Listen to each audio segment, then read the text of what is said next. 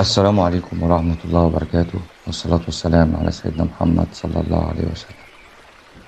أهلا بكم إخواني وأحبابي المتابعين، وربنا يحفظكم يا رب، اللهم آمين يا رب. إحنا عنوان المقطع هو ارتقب ظهور المهدي. الكل يعلن اقتربنا من ظهور المهدي، كل يترقب الآن ظهور المهدي. وسبحان الله يعني ومش كده وبس، يعني ده كله مستني الأحداث الكبيرة اللي تحصل قبل ظهور المهدي. وفي رؤيات إن شاء الله بأمر الله تعالى مبشرة وجميلة. أنزلكم أول رؤيات المبشرة بظهور المهدي اللي هي موجودة، واللي هي من حضراتكم، واللي حضراتكم بعتوها. أول رؤية كبيرة، يعني هي جميلة جدا جدا. الرؤية دي مش محتاجة إن شاء الله تفسر. الرؤية اللي هنفسرها النهاردة إن شاء الله ما يحدث للمهدي، وعدم وصول أي حد حتى الآن إلى شخص المهدي رغم وجود المهدي بيننا الآن. إن شاء الله. وإحساسنا من خلال الرؤيات اللي هي بتقول وتبوح. آه الرؤية دي بتوصف بما مختصر. وإحنا الكلام ده اللي بنقوله لحضراتكم. يعني كنا بنلاقي معارضات من بعض الإخوة إن يقول لك لا، المهدي معروف، والمهدي في ناس كتير عارفاه، والمهدي مبايع في الحتة الفلانية، والمهدي بصرف النظر. يعني أنا شايف الكلام ده كله ملهوش أي إثبات، ومجرد بس كل واحد يعني ما حدش يزعل مني ان ده عنده يعني اجتهاد منه، اجتهاد شخصيات بدون اثبات. احنا بنقول اي اجتهاد بدون اثبات ما بنحبش نتكلم فيه. ليه بقى؟ يعني احنا لما نيجي نتكلم في رؤية ونقول ان احنا بنجتهد عشان نطلع بحاجة من الرؤية دي، بنستفيد بيها بجزء، بنستفيد بيها بمعلومة، ومصدرنا الاول والاخر الرؤية او حديث من احاديث النبي صلى الله عليه وسلم عليه افضل الصلاة والسلام. الرؤية اللي هكلمكم فيها النهاردة مع حضراتكم من أخ محترم جدا جدا. يعني هو بالنسبة لي يعني محبب إلى قلبي قوي، من الإخوة المتابعين ومن المتابعين القدام جدا في القناة هنا. هنتكلم فيها مع حضراتكم، واللي بتثبت الكلام اللي أنا بقوله لحضراتكم إن المهدي محدش هيقدر يوصل له إلا قبل المبايعة. الكلام ده اللي أنا كنت بقوله لحضراتكم مش بقوله من دماغي، أنا بقوله لحضراتكم من الرؤيات اللي هي موجودة عندنا. طيب تعالوا نقرأ مع حضراتكم بس الرؤية دي، وهنتكلم فيها وهنشوف مضمونها إيه. إيه، الأخ المحترم بيقول: حلمت إنني بالحرم في صلاة الفجر، فجر يوم الجمعة، وشفت إمام الحرم يصلي بالناس، والإمام مغطي غطاء كامل من رأسه إلى رجليه، ويديه مصلوبة، ووجهه مغطى بالكامل. والله ولا عرفت ولا رأيت أي جزء من ملامحه، لأن عيونه هي الظاهرة فقط. وظهور خفيف جدا، وهو مثل المومياء الفراعنة، مغطى باللفاف الطبي كامل. وأنا أقول بنفسي: ما بال الإمام الحرم بهذا الشكل؟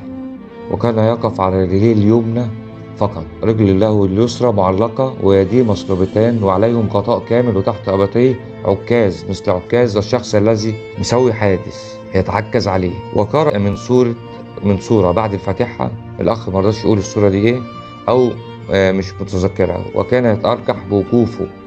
طبعا هو بيقول لك إن واقف على رجل واحدة والرجل التانية مصلوبة وإيديه مصلوبة. ثم وقع وجلس على الأرض. وقمت من نومي وأنا أسمع إمام المسجد بجوار يقرأ بنفس الآية، وقمت وصليت. يعني هو قام من النوم، كانت الآية اللي كان بيطلع الإمام في الرؤية هنا نفس الآية اللي قام عليها الرائي. انتوا عارفين دي؟ سبحان الله. يعني معظم المفسرين عارفين الكلام ده من صحة وصدق الرؤية. لما تقوم وتلاقي علامة مرتبطة بالرؤية، يعني تقوم في الواقع وتلاقي علامة مرتبطة بالرؤية دي اللي انت شفتها في المنام، بالواقع اللي انت لما تقوم من السايكز على طول، بتبقى دي إشارة وعلامة من المولى عز وجل بصدق الرؤية. طيب انتوا شفتوا الرؤية دي، انتوا ممكن تقدروا تفهموا منها ايه؟ إمام الحرم ده مش ما يقصدش ان هو إمام الحرم وان الراجل ده مقيد مش قادر يتكلم، لا. الإمام ده هو ما معناه في الرؤية اللي هو الخليفة القادم، الإمام المهدي. طيب هو بيقول لك مش ظاهر منه أي حاجة، ومش باين منه أي حاجة، وملفوف كأنه ملفوف زي الموميات اللي هي بتاعت الفراعنة، اللي هي ملفوفة بالشاش الأبيض والكلام ده كله مغطى، ومصلوب من إيديه ورجليه، واقف على رجل واحدة اليمنى. والله العظيم انتوا عارفين المعنى ده ايه؟ ليه معنى كبير جدا جدا جدا في الرؤية. أول حاجة بيظهر كده وبيقول بدون كلام وبدون شك: ان محدش يقدر يوصل للمهدي ولا حد يعرفه رغم هو موجود. يعني امام الحرم ده بيصلي بالناس والناس كلهم شايفينه. طب هو موجود بس محدش شايفه، محدش يقدر يطلع ملامح الامام ده الا عينيه. طب هي عينيه دي مقياس اللي احنا نقدر نكتشف مين هو الشخص ده من عينيه؟ لا طبعا صعب. باقي جسمه كله متغطى. يعني حتى الرأي هنا بيقول لي يعني مستغرب اللي ما شافش اي جزء منه ظاهر، حتى ايديه ولا اي حاجه منه خالص الا عينيه. يعني بصرف النظر بقى، انت تتكلم تقول لي لا الامام معروف، الامام ظاهر. في بعض الاخوه بيعترضوا تماما على الكلام ده، واحنا قبل الرؤيه دي كنا جايبين الرؤيه منين؟ جايبين رؤيته اللي احنا بنتكلم عليها دي. بنقول الامام رؤيات بتشرح بتقول ان هو مخفي في وسط ناس كتير، محدش يقدر يعرفه، حتى الشياطين وكل اللي بيدوروا عليه حتى من اهل الشر مش هيقدروا يوصلوا له. فازاي انت يا اخي الحبيب تقدر توصل الامام؟ وازاي انت بايعته؟ وازاي اصلا الشياطين سايبينك؟ وازاي اهل الشر سايبينك ده حتى بالعقل؟ وبصرف النظر يعني انا ما لقيتش من الناس اللي هو بيتكلموا بيقول لك ان الامام معروف والامام مش عارفينه والناس. طيب إيه انت يقينك ايه والدليل بتاعك اللي انت بتتكلم عليه منين؟ يعني احنا كل حاجه بنتكلم عليها بالدليل، فانت الدليل بتاعك ايه؟ لا مفيش دليل. هنا الرؤيه جايه سبحان الله بتثبت الكلام ده وبتقوله للعالم ان سبحان الله سبحان الله يخرس اي لسان بيقول ان الامام في الحته الفلانيه ومعروف، الامام دول شاكين فيه. دي الرؤيه مش انا اللي بقول. اتمنى من كل اللي موجودين معانا في لايك عشان انتوا عارفين الضغوط اللي احنا بنتحملها بسبب البلاغات اللي بتتعرض ليها على طول. طيب دي حاجه. ايه بقى السر التاني والحاجات اللي هي بيتكلموا عليها في الرؤيه هنا؟ بيقول لك ان الامام ملفوف زي الفراعنه. يعني ايه؟ ومصلوب من ايديه ورجليه، وبعد كده مصلوب من ايديه ورجليه والرجل اليمنى بس اللي واقف عليها.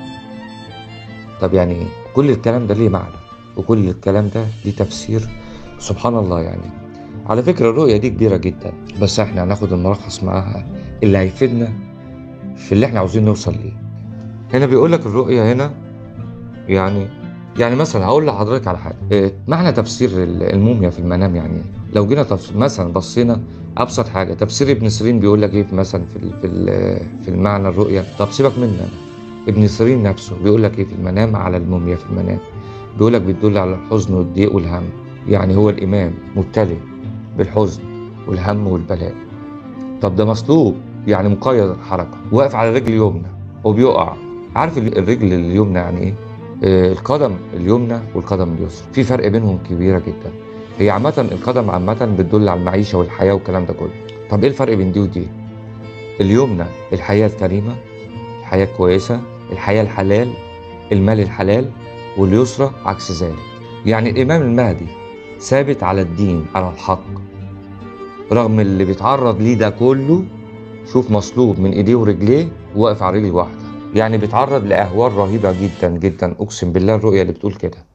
بيتعرض لاهوال رهيبه جدا جدا جدا ورغم كده ثابت على الدين، ماسك على دينه. ودي بترد ناس كتير جدا بيقول لك ان المهدي منغاص في المعاصي وان شاء الله ربنا هيتوب عليه ليله الاصلاح.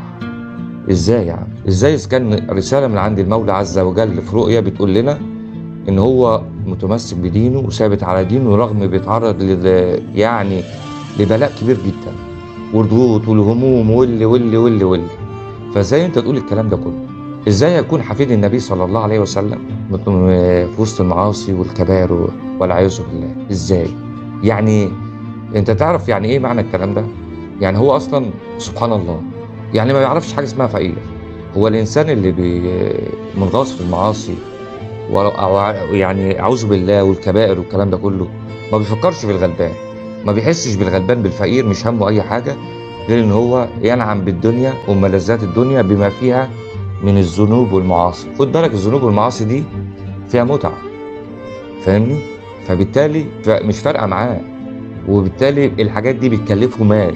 يعني في كذا رساله جات لي بتقول لي الامام المهدي الكلام ده انا مش متفق معاه تماما. يعني منغمس في الزنا والعياذ بالله. الكلام ده باطل والكلام ده لا، والكلام ده مش موجود عندي خالص في اي رؤيه انا ما شفتهاش. طب انت عارف يعني ايه؟